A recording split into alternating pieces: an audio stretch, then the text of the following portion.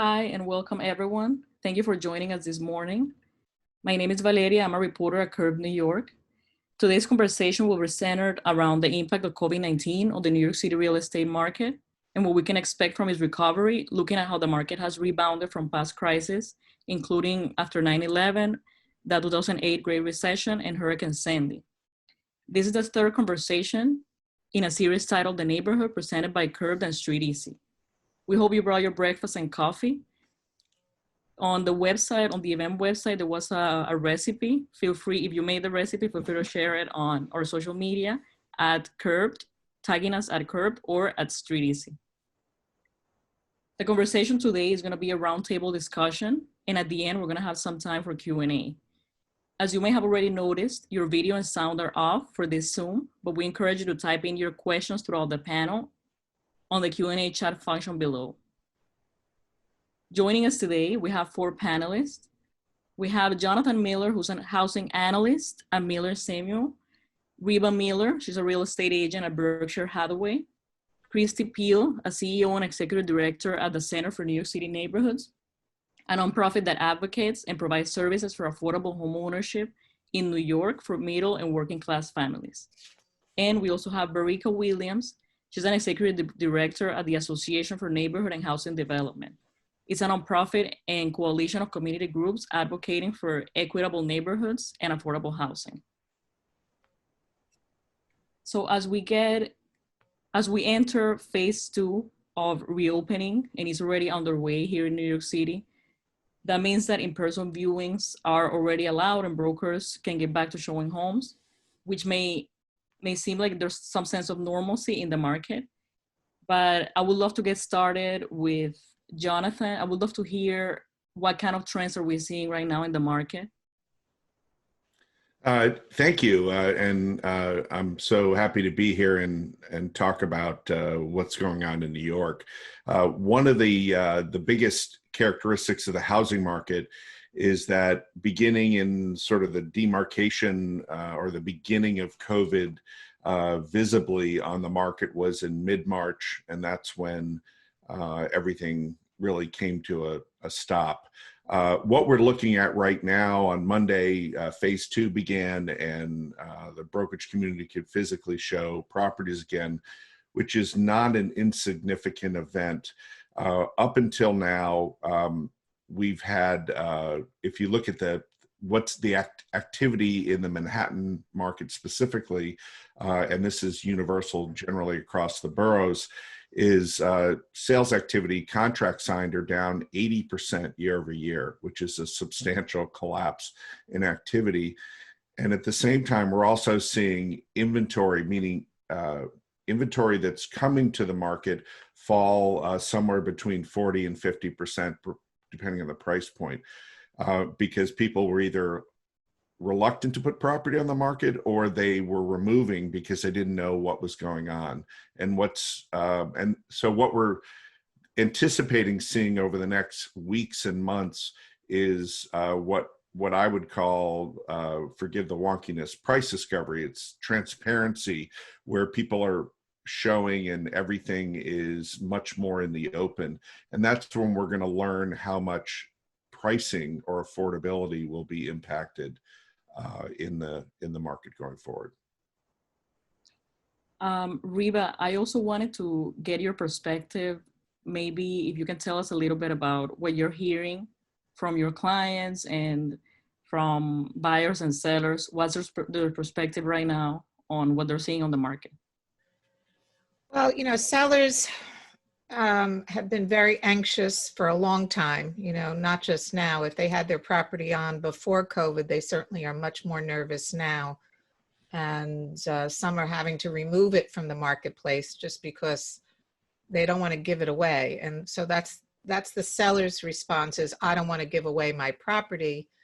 And the buyer's response, it's always favored the seller.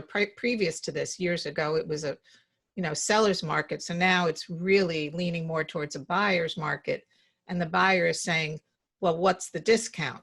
And I'm not buying unless I get a discount. So, we're still, you still need a very strong broker to try to bring these two together. And if we don't have a lot of strength in our field, then nothing will transact. So it's really a lot more education is needed for brokers to be able to put these deals together. And this is a great, by the way, thank you so much for inviting me, but this is a great start, I think, towards a recovery. But the recovery just isn't from March. The recovery is from the last 2 years. We've had a market that has been sliding, and this just put it to a halt. So this is a lot different than the other crisis that we've had. So we're seeing on the screen, mortgage rates, 30-year fixed rate mortgages are at an all-time low. They hit 3.13% recently. So what effect is that having on buyers? Yeah, if anyone wants to answer that. I'd be happy Jonathan. to. Yeah, just we are seeing mortgage rates at an all-time low, which we were already seeing prior to the crisis. We were already seeing rates fall over the last year and a half, and a lot of that rate decline was related to the Fed trying to manage the economy with the trade war with China. Now, the situation we have now is that we assume that lower rates are maybe a good thing for affordability, and on the surface it certainly is.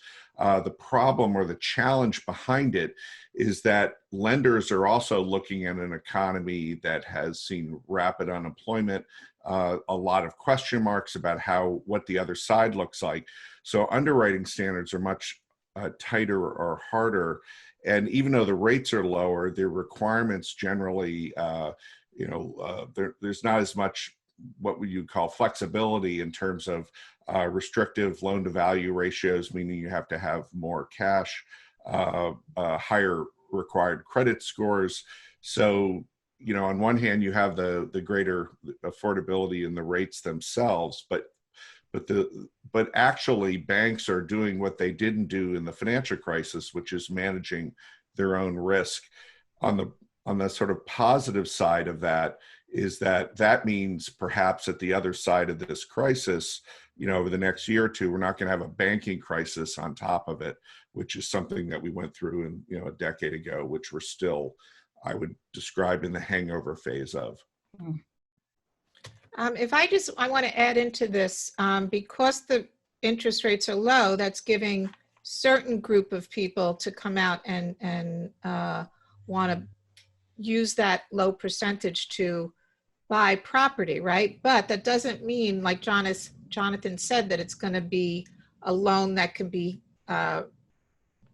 accepted. So from the seller's point of view, how does the seller protect that property if they go into a contingency where, that loan is a 45-day period? Even if the loan is a commitment, the bank can pull out at the last minute. So what I would suggest is that the contingencies are based on funding from the buy side, but I would get an alternate bank as a backup from the seller side.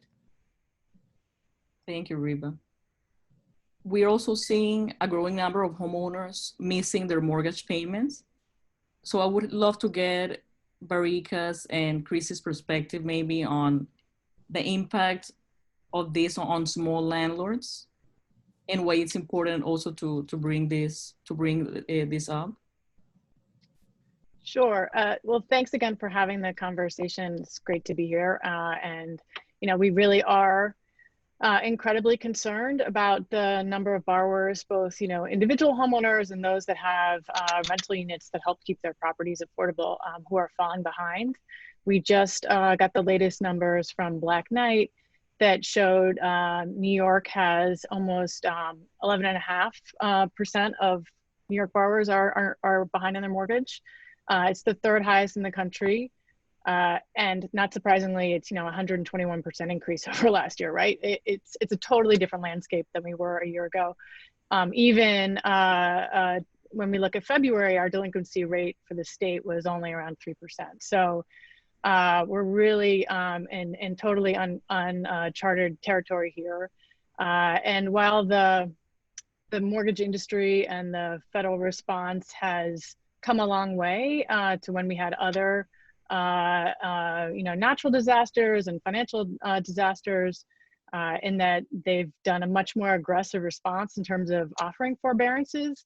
It's incredibly confusing for everybody in the space to figure out how to access that relief, what it means, and what it's going to mean for the long term. So even in the short term, we hear from callers who call our hotline and say, my bank told me I had a forbearance and I still got a pre-foreclosure notice for $9,000, right? So it's really unclear as to how all of this is going to operationalize over the short and the long term. In addition, as we're thinking about, the hundreds of thousands of rental units that are in small buildings in New York, I would say around 20% of the callers to our hotline say that they have a tenant who can't pay rent. So they're trying to figure out, are they also eligible for relief since it's their tenant who's been impacted by COVID? And we're walking through that. In general, we've been noticing the Census Pulse Survey data is really, showing how people feel that same uncertainty that Jonathan referenced the banks are hedging against. People are really unsure as to whether they're going to be able to afford their mortgages over the long term. So, it's obviously income loss directly related to loss of work. We have some folks who had who are affording their homes based on like 2 and 3 jobs, all of which might have been gig economy jobs, all of which have gone away. Folks who tragically lost spouses who are primary wage earners, people who are impacted themselves by COVID-19 and out of work. So it's really challenging, and as we all know, Black and brown New Yorkers have been much more severely impacted, and that plays out in the homeownership space as well. Definitely. On that note, I also wanted to ask about, I know that NAHD, Barica, you guys you advocate for affordable housing. So I wanted to get your input on the effects of COVID-19 on affordable housing and the affordable housing market. Yeah, so to echo others, thank you for having me. I'm excited to be a part of this conversation.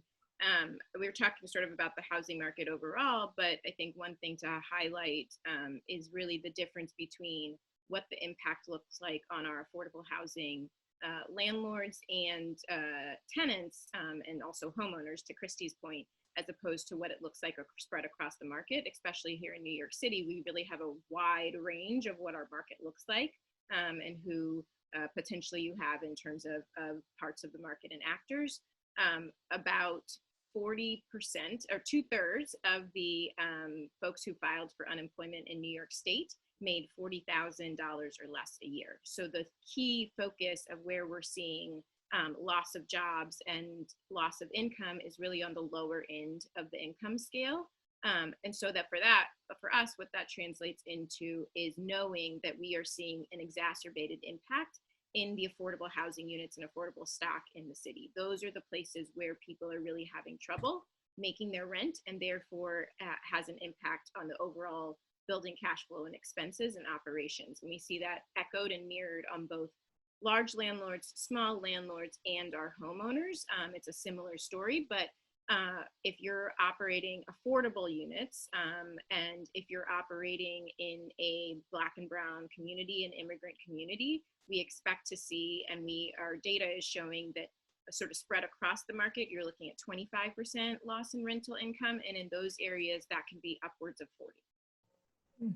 If I could just chime in to Barica's comments, that about 50% of landlords nationwide are small businesses. And a lot of the data about, that we've been reading for the last couple of months about tenants, a high percentage of tenants paying their rent, that's because that data is coming out of the sort of the REIT world, which is more middle to upper class salaried positions and does not reflect the entire multifamily community. So there's real distortion in terms of what's being presented. In addition, I think in New York, we've had relatively easy access to the pandemic unemployment benefit. And I say relatively because I know it's been challenging for folks that are undocumented. and folks in certain industries. But you know, there's been a strong uptake, and the benefits are pretty high, again, relative to other states. So we think that that's also having a muting benefit in terms of really showing where the pain is going to be coming down the line. If I can chime in, I just want to say, you know, we're talking about low affordable, but even Class A luxury property, I mean, there are so many vacancies. I think we have the problem on the highest end as well as the low end, because you have all these new developments where investors bought, they have to rent it out, or the developer himself is going to have to rent out an entire building because they can't sell. So, you know, we have that issue as well, the Class A. Yeah, actually, just to add on to that, with along the lines of the mortgage discussion, is that in the upper sort of the top half of the market, that would likely be getting a jumbo mortgage instead of the national mortgage rate topic we talked about earlier, being at record lows. One of the outcomes of this as well is that at the upper end of the market, mortgage financing has become extremely difficult, again, because the banks are mitigating risk. And many of the jumbo lenders, which is, I believe, in this 600,000 mortgage and above, they're only lending to people they already have existing relationships with, and and it actually is fairly difficult, not in sort of all strata of the market, to get some sort of credit. I wanted to get started on the second topic. I wanted to discuss what historical time period is this similar to? So what crisis is the COVID-19 crisis similar to? And can we draw some clues from how we recover from those crises in kind of foreseeing what is going to happen in the market in the future? So I know, Jonathan, that in an article in the New York Times, you said that it could be, like in the past, it's been a 2-year recovery after 9/11 and after the 2008 Great Recession. So what's your thoughts on, will this recovery follow that same timeline, or what would it look like? So everybody likes to say, well, this time it's different. So let me start with saying maybe this time it's a little bit different. What's a little bit different is that we don't know the end. In other words, here in New York, we've got phase 2, but all around the country, we're seeing second waves of the virus erupt. And so we're not sure how that plays out into not just our future, but the national future in terms of the economy. With 9/11, after the tragedy, there was a 9/12, 9/13, and we could see light at the end of the tunnel. Here, it's still unclear because we're still not quite sure how this plays out from the virus's perspective. But what I found was after 9/11 and after the Lehman moment, the housing metrics actually varied quite a bit, but they ultimately, over the subsequent 8 quarters after each crisis, 01 versus 2008, September, that both of them saw a recovery in price levels within about 2 years, or about 80% of the price levels within 2 years, and then a couple more years for a slow increase. But sales activity actually rebounded almost completely and within 2 years. I'm not suggesting that we have to give this 2 years, then it's all gone. To me, I think ultimately what really matters in terms of all the things that people are thinking about, what they're going to do with housing, how they're going to plan, all has to do with when and if there's a vaccine and when that's initiated and becomes commonplace. Right now, there's an urban to suburban narrative that we're seeing unfold. If anyone else would like to chime in. I think this is very different from any other crisis. I mean, you not only have a housing concern, you have a retail concern, a large retail concern. And I think the infrastructure, it's so important to our recovery. So, I remember 9/11, everybody just got up and left the city. But after Lehman, I didn't feel that everybody just got up and left the city. I feel that people have gone up and left the city and are leaving the city. The good thing is it's the summertime, so we've always had a slowdown in the summer, so it kind of feels like it's still the same kind of slowdown. So I think September will be very important, but then you have the election in front of you. So I still don't see yet the real true measurement, but I see a slow, you know, a little positive here, people dining. There's traffic. I welcomed the traffic yesterday. I wasn't angry. You know, it's nice to talk to people, and I think we're nicer to each other like we were after 9/11. So all of this adds up bit by bit, you know, but it's a long way. It's a long way. We were already, like I said, we were already in a downturn. And then in January, we saw a little bit of the light come, and then it just, you know, dimmed again. So it's going to take a lot of work. Christy and Barika, I would love to hear your thoughts on, in terms of working class families, what was the impact before, and how does it compare to what working class families in lower income neighborhoods are facing right now? Ricky, you want to go first this time? No, Christy, go ahead. Well, one of the things that we've been thinking about that is obviously similar is that, you know, we are still living with, as you know, has been mentioned, not just the hangover of the past 2 years, but the, you know, the impacts of the foreclosure crisis, you know, 10, 11 years out. So, you know, the affordable homeownership market fundamentally has been transformed, and not in a good way.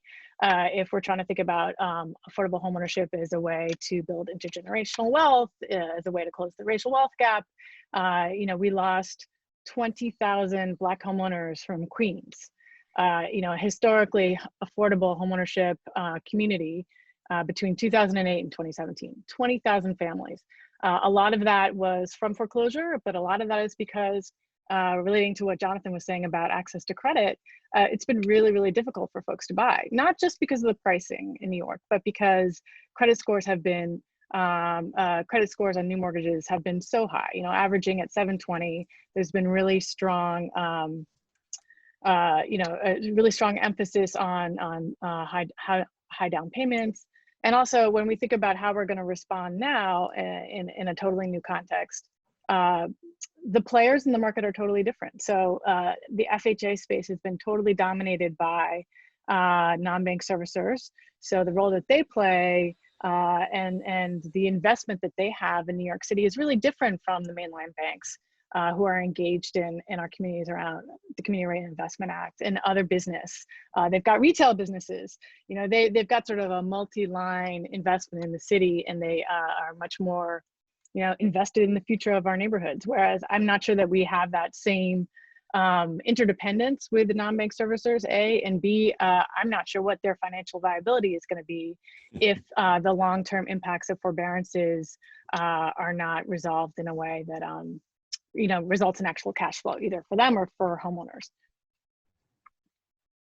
Right. I was just going to say, to Christy's point, you know, the whole forbearance concept is, you know, you have forbearance for X number of months, and then all of a sudden the renter has to pay everything, you know, in one fell swoop when the forbearance ends, which is ludicrous in the economy that we have right now. So there's a lot of work to be done in that space.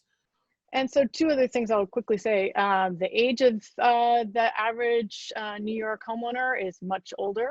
So not only are younger families not able to buy, but people are aging in place. So that's something we're increasingly concerned about. And also, this is something that's very relevant in ANHD's world as well, that the role of cash investors, of predatory investment activity, makes it really difficult for community ownership to be viable over the long term. So stop there. Agreed, Christy. And I would say sort of one thing that's distinct and different for the when we're thinking about affordable housing and working class is that New York City specifically has been in a crisis throughout these various different disasters, sort of across them. And so there is a tightness in the market for affordable housing units and we can define that in many different ways, but let's think ballpark units that are renting $2,500 or less. That puts you about 110% of area median income. Those units consistently have incredibly low vacancy. You're looking at units that come online and you have a housing lottery and there are thousands of applicants per unit that is available. And that spans true across these various crises, 9/11, Sandy, and the recession. And so sort of in contrast to what Reeb was talking about at the top end of the market, where there's a question and concern right now of what's going to happen when you have oversupply and maybe not people who are renting out those units or buying up those units. On the bottom end, we have undersupply. And then what that means as people are losing their jobs, we're going to see more people flowing into that end of the market. And that market, that's the end of the market that we don't construct for. We have a lot of difficulty bringing online. Unfortunately, right now, the mayor is looking at pausing and pulling back from our affordable housing commitment, which is how we bring those units online. And so it really raises this question of, this is also the population that is not leaving. They're not going to the suburbs. They're not relocating. They're not in a position to make an adjustment. And so I think there's a real concern about what happens when we have a already incredibly tight lower end of the market, that then we're now going to expect a significant part of New York City's population to potentially slide down into. At the same time, to Christy's point, that when we know that when that happens, we see predatory actors come out. It's an opportunity for them to purchase at a speculative price, while other people sort of step back from their assets and want to sell. And that creates a lot of instability, but also harassment and predatory behavior that ultimately leads to people sometimes losing their homes. And what's interesting is it has a real impact on affordability. So, you know, a lot of times when I'm sure, you know, in the for sale market, you have lower income folks that are looking to buy, you'll hear, well, it's just not affordable. Well, a lot of the affordable sales are going to cash buyers, and cash buyers, as I'm sure you know, get a discount. So, you know, it's this double hit for people that need to borrow. You can't get access to credit. You could afford that property and you get beaten by a cash buyer who gets a discount. So it's really challenging for folks who want to buy and own at the lower end of the market. It's really, if I can chime in here on big landlords, because I know we're trying to cover low end, middle end, high end, but you know, these landlords have seen huge vacancies. A lot of people who, let's say, would take that $5,000 apartment, convert it into a 3-bedroom, and you get these roommates sharing that $5,000, it makes it affordable. But all 3 of those roommates no longer want to live together. They've gone back home and they've vacated that unit, and that unit can only really be now rented to one person, right? Because a lot of people are afraid to live together now. So there's a lot more vacancies than we realize that are going to come back to the marketplace. They've already come back to the marketplace. And also that you could work from anywhere. You don't need to go to an office today. So people live in New York because they want to be near their workplace. They want to walk to their workplace. Well, if that workplace is saying, hey, you could work from home, then they no longer need to live in New York. And they're going to go to a place that's just a nicer lifestyle, potentially. So again, this is all going to add up. This is just like, a big storm of sorts. So yeah, I also wanted to, in terms of recovery, I know that post Hurricane Sandy, Barika, I know that NAHD and also Christy at the Center for New York City Neighborhoods, you guys worked with folks on recovering from that crisis. And I know there was a framework for disaster recovery, and there was a specific things that the government implemented, but that doesn't apply now, from what I understand. So why is it so different, and why is that important? That's a great question. I mean, I think it's notable and is, if anything, reinforcing and amplifying the crisis that we're in right now and what it's meaning for tenants, for homeowners, and for landlords, the difference in how we have treated this disaster. The federal government, for whatever reason, is really approaching a natural disaster of a hurricane or a tornado and what relief looks like for that completely differently than how it is approaching the relief that is needed as a part of this global pandemic that we all understand and share and really are seeing the impact of. So as a part of Hurricane Sandy, there was a rental assistance program where renters who were displaced because the home was flooded or was no longer livable or physically impacted were available and could apply for to FEMA. And they were eligible to get up to 12 months of rental assistance right off the bat. And then we're also had the option of renewing that for up to additional 12 months. So right there in Sandy, you're seeing people being able to say, I have been impacted from a disaster. I would like between 12 and 24 months of rental assistance in order to pay to relocate somewhere else because my unit isn't livable, or to be in this unit and work with my landlord to fix it. None of that currently is things are resources that people can access and use. Now there's many of us, Christy and I, and many others included, who are pushing at the city, state, and federal level to call for this kind of relief.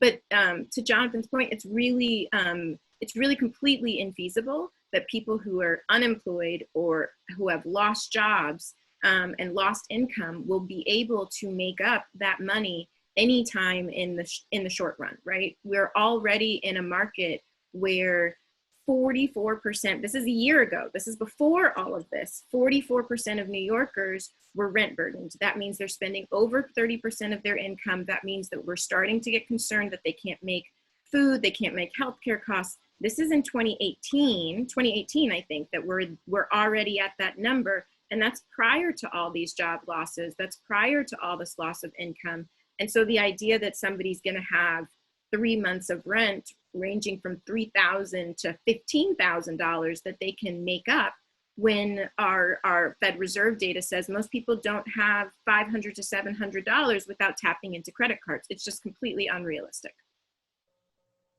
Yeah, and something I saw recently was that folks wouldn't be penalized for using their 401k to be able to pay their mortgage. It's like, oh, great, so now we're eroding our retirement savings to be able to get through this pandemic. It's horrible. So one of the lessons that we have learned from disaster recovery, and we didn't learn this from Sandy, we had to go through Maria and Irma and Harvey to get this, is that the federal government does do a better job with forbearances, right? So during Hurricane Sandy, our federally backed mortgage borrowers only got, I think like 60 or 90 days forbearance. And they had to continually ask the Fed to get that kicked forward, just like they were continuing to ask FEMA for their rental payments to get extended. It was this horrible process of kicking the can down the road. I would say our kicking strength has gotten much stronger. So now we're just kicking the can, a couple of years down the road on that side. And so, maybe that shows that we've learned lessons, but we haven't really thought about what the long-term impact of that unpaid rent, that unpaid mortgage is. One of the things that I think as a country, we tried to learn from the response to the recovery from the financial crisis is that we bailed out a lot of corporations and we didn't have a consistent way to help homeowners. We don't have HAMP anymore. We don't have, the TARP or the hardest hit funds that we did then. And so we've really been pushing on a federal level, not only for the state and locality aid, which is critical for all of us to be able to, have regular trash pickup and have schools and, functional city infrastructure. If we don't get that federal aid, our state and city budgets are going to be decimated in a way that touches everybody in every way, Right. not just in housing. So that is a huge priority. One of the things that we're pushing for on a federal level is a homeowner assistance fund, which would be a companion to some of the Federal Reserve interventions that have bought delinquent bonds and that have provided access to credit for corporations. A homeowner assistance fund would basically be a way for homeowners to get 0% money to pay a mortgage for the benefit of a tenant, or if their income isn't coming back or it's coming back at a lower rate, it just helps make a modification work. Right now, we don't really have any tools like that. So I think there are some things that we can think about it. One of the lessons that we've learned locally is how interdependent the financial futures are of small landlords and their tenants. You know, there's this, Brika and I talk a lot about the fact that there's kind of a false dichotomy of it's either the tenants or the owners. And, you know, when you get into neighborhoods where it's an owner whose mortgage is being paid with their tenant's income, it's, you know, if the tenant can't pay, the homeowner can't pay their mortgage, and everybody's housing, which is their health, is compromised. So we're really trying to find ways to find resources that will work with small landlords as well as the big landlords. I think that the fact that we don't kind of have a consistent approach to payment plans for tenants is really a lesson we could learn from the mortgage crisis. And I think the other thing is we would love to see the business community, the corporate community, to really stand with us in calling for assistance in recovery. I think it's been, everybody's kind of waiting for the federal response. Everybody's kind of waiting for the next shoe to drop. And it's a disaster, as you all have been saying, that isn't ending. You know, there is no 9/12. There's no day after Hurricane Sandy. It's just continuing. So I think we're feeling like we need to act and help people now, and we need to get folks you know, around the table to help us figure out solutions, even if we don't know exactly what the end looks like, and therefore we don't know exactly what the end game looks like. So we really appreciate this forum to kind of raise that part of the conversation. It sounds like what we need are a lot of concessions. You know, everyone needs to just give concessions. Landlords, yeah, the city. It's well, the banks the banks that hold the mortgage that the landlords are paying, and then who's going to back them up? You know, one of the big challenges, I'm not trying not to be redundant, but to what Christy was just saying, is that the federal money is sort of in this cycle, this crisis is flowing through the banks, and the banks are risk mitigating. So, you know, it's the access to funds is still very difficult in an economic condition that's, you know, extreme, you know, has really changed dramatically in the last 3 or 4 months. So that's the concern. So I think the point being made of sort of countering that and not waiting for the federal government and being proactive makes a tremendous amount of sense. I wanted to speak about the lessons. I'm glad that we're talking about what we learned from past crises and how we can apply that in recovering from this one. And I wanted to touch on the inequity that we saw in recovery in the past. And there was a lot of displacement in lower income neighborhoods. And now we're seeing that those same neighborhoods are largely affected by COVID-19.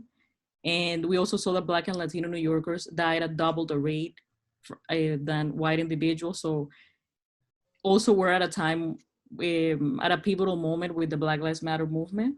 So I would love to also get Barika's perspective, and also Christy and anyone else who would like to chime in.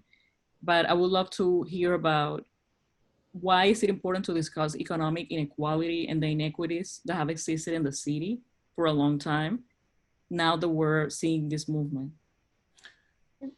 So I think the data that you put up around the impact in terms of loss of those who are getting sick and also those who have passed away from COVID is also paralleled in terms of like where we are seeing things happen. So I think it's important as a part of the conversation to not just to talk not just about who is being adversely and disparately impacted, but also where. And the where is our Black and brown and immigrant communities. It's the same communities that haven't had access to resources, haven't had access to healthcare services at the same rate.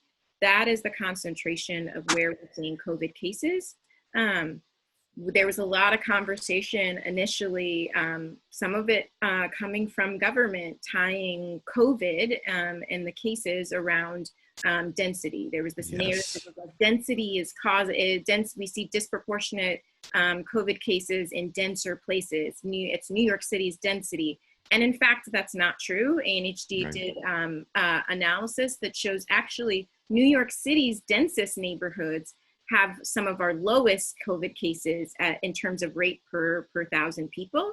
That's because our densest neighborhoods are also our highest income neighborhoods. Our wealthiest neighborhoods tend to also be our whitest neighborhoods, and people who have access to healthcare resources and have had the opportunity to take other actions and take other alternatives. It's our neighborhoods that are overcrowded, where we have multiple people who are living in the same unit and similar units. It's lower in terms of height, so density being like concentration of building, overcrowding being concentration of people. It's also most strongly correlated with our communities of color. That's actually the strongest correlation in comparison to overcrowding. So I think it's just important to sort of note that what some of the lessons that we really need to think about are that we should not be treating our interventions our interventions the same, and therefore we shouldn't be creating similar and static resources and solutions. So I think this goes to Jonathan's point of much of the resources, much of the sort of solutions for COVID are right now being run through the banks, and banks are acting around risk mitigation. And what we know is that our Black and Brown and immigrant communities have historically been underbanked, shut out from banking opportunities, receive disproportionately higher rates, are rejected at higher rates. So it means that we're sort of recreating this cycle. COVID is happening in communities of color. We're relying on banks to get resources to people who are impacted. Banks, because of risk mitigation, tend for sometimes discriminatory and legacy processes, tends not to be acting in those places and in those neighborhoods. And so we're starving them of the resources and solutions that they're going to need in order to address the crisis. Yeah, and if I could just sort of jump in and reiterate some of that, one of the things that when COVID first broke out is my colleagues around the country were saying, hey, you're in the middle of, the crisis, and that the high, in single family market where I live, we don't have the density problem that you have. And so there's almost, in order to sort of help the city economically, there's almost a rebranding of what the crisis actually is. And really density is a factor, but is not the reason. You can see the COVID-19 infection map on the New York City website. It's profound. Manhattan has the lowest infection rate generally for the 5 boroughs, and some of the largest infection rates are seen in Staten Island and the outer areas of Queens and Brooklyn, which have very suburban-like characteristics. And so it really is a function of wealth versus density in terms of clarifying what the problem actually is. I mean, there was no doubt if you drove around, which I did for the last couple of months at night, the Upper East Side, the Upper West Side, it was dark. Nobody's home. Right. So they all left. Right. Have the option to leave. They have the option. Well, right. And I think that the opportunities in certain neighborhood, really highlight how segregated our city is economically and racially. And those of us who work on homeownership, it's impossible for us to ignore, especially in this moment, the legacy of racist housing policies, redlining, discriminatory practices like we saw in the Newsday expose on Long Island, predatory lending. It's a part of real estate that we have to acknowledge and really address head on. The way it impacts our work is that, when we look back at that loss of 20,000 Black families who left Queens or who no longer are owning in Queens, what that results in is a much wider racial wealth gap in New York City. And it's a widening of inequality that we know is there when we look at the stats. But in terms of wealth and family assets, I talked about people needing to further dip into their 401k. So if your household equity has been compromised, you're losing your retirement savings. We're just putting our Black and Latinx families in a really challenging position. So just a couple of stats in New York City, a white family the white families in New York City, they increased their wealth, 20 times to that of the Black and Latinx family. So it's just, it's really striking how wide that gap is. And we know that the homeownership rate also shows that same disparity. White families make up 54% of homeowners, but they're only 45% of the city's population. So we really have to kind of dig into these issues to make sure that this moment in time doesn't further widen those disparities. The neighborhoods that we're looking at, again, to Brika's point, are the ones that are, predominantly working class homeownership neighborhoods. And those are predominantly neighborhoods of color in Southeast Queens, the Northeast Bronx, Eastern Brooklyn. So it's the same neighborhoods where we saw the foreclosure crisis hit really hard. It's the same neighborhoods where there was predatory lending, same neighborhoods where there was redlining. So we really need to figure out how to dig in deep and not exacerbate the problems that are still there. I don't know if this matters, but each time our market has each time the luxury market has been pushed forward, it's because we've had new development with foreign investors coming in paying very, very high prices. So that's sort of pushed the envelope. So the question, I think, for the next year and the next 2 years, are we really having those foreigners invest in New York? And therefore, will prices sort of just continue to be flatlined? And I think if there's a flatlining and then a lowering, I think that is the chance for a better recovery than in the past, where things are a little more equal. I don't know, Jonathan, what do you think? Well, I don't think there will be foreign investors in a large scale like we saw before, because the dollar is too strong. So, you have 5,400 units coming on the market. Who's going to buy them and more? Well, the irony is that there's just in Manhattan alone, there's 8.7 years of unsold new development condo supply right now. That's how overbuilt a very narrow high-end segment of the market was. And that was a response to post financial crisis, which the world was chasing higher returns and money poured into luxury investment because it was a tangible, hopefully high yield asset, and everybody got the same idea at the same time. The problem is, and the problem continues to be in New York, is that it's very expensive to develop because it ultimately comes down to land prices. And land prices over this last couple of years have come down about 25%, but it's still ways off for the math to work on a lot of affordable development without some sort of government assistance to enable it. And I think to follow up on what Jonathan's saying in terms of the number of units, especially on the high end, specifically in Manhattan and the luxury market, but then also to Reba's point, coming online that are currently built or finalizing, coming to their final stages of being built and headed to a C of O that will also come online. I think thinking about sort of your audience also being a large segment of brokers, I think there's a real conversation that needs to happen more broadly in the real estate industry around the push and drive and built-in incentives to sort of build more in order to create the higher yields, but that's not necessarily the core of New York City's population. Really, our real estate market has been operating on a if you build it, they will come circumstance that says, if you build luxury, we will find people and find a place to fill it. That is not New York City's population.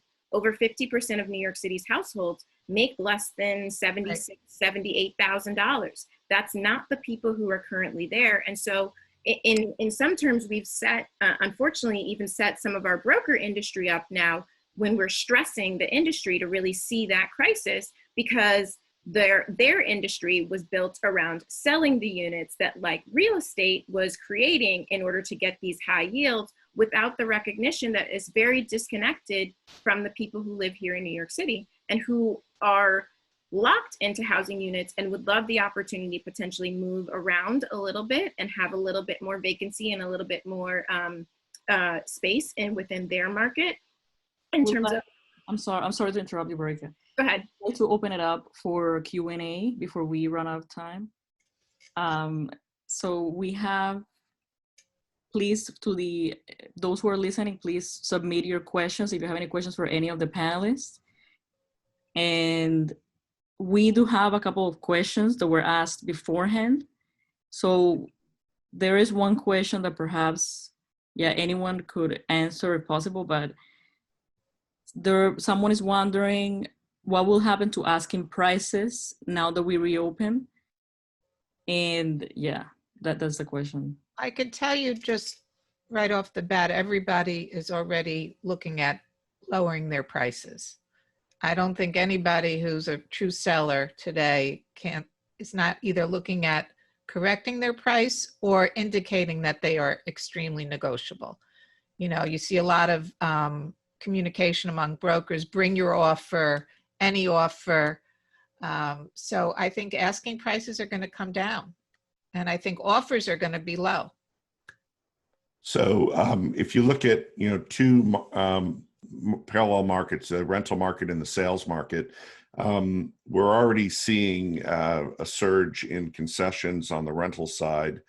And as the point was made earlier, the doubling and tripling up, I think, is going to also put a heavy weight on attainable rents for landlords. The problem right now is that there isn't, it's very easy in real estate to brushstroke and say, prices will come down X%. But the reality is that, for example, in the rental market, about 1/3 of the rental data is really public facing. And I'm talking about open market rentals, not statutory rental situations like rent control or rent stabilization. And we're actually only public facing. New leases are only 1/3 of the market. 2/3 of the market is on the renewal side. And the renewal side is where all the price action has been occurring as the brokerage community was sort of cut out. So I do think over the next month that this type of question will be answered, very, very quickly. And the idea behind that is once that question is answered and the market starts to agree on that premise, that you're probably going to see an uptick in activity as prices slide, if that indeed is what happens. Yeah, I'm getting that question now as a renewal. Can I ask? I'm asked that question every 5 minutes. Yeah, pretty much. Can I get a 15% discount? Will my landlord, agree? And then the tenants who are in place are seeing all these concessions that they never got. So they also want to absorb those new concessions for new people. Right. So someone is also asking, someone asked earlier, things are rough now and I have been thinking of quitting real estate and getting a real job that pays a salary. Is now a good time to leave, or will it be worth if I stay? Any thoughts on that? Leave. If you have to ask that question, I would leave. Those that have it in our gut and our belly and wake up every morning and are excited to put deals together. I call myself a deal junkie. I don't care what the deal is, as long as I'm doing a deal. I'm in the business 36 years. For someone who's just coming in or hasn't had success, I think it's going to be very, very tough. Any other thoughts on that? Okay. Thank you so much to all the panelists. Thank you so much for your time. Thank you so much. Joined the conversation. Thank you. We appreciate your time. Thank you so much. Thank you. Thank you. I learned a lot. Thanks for Great attending. summer. Yes, thanks.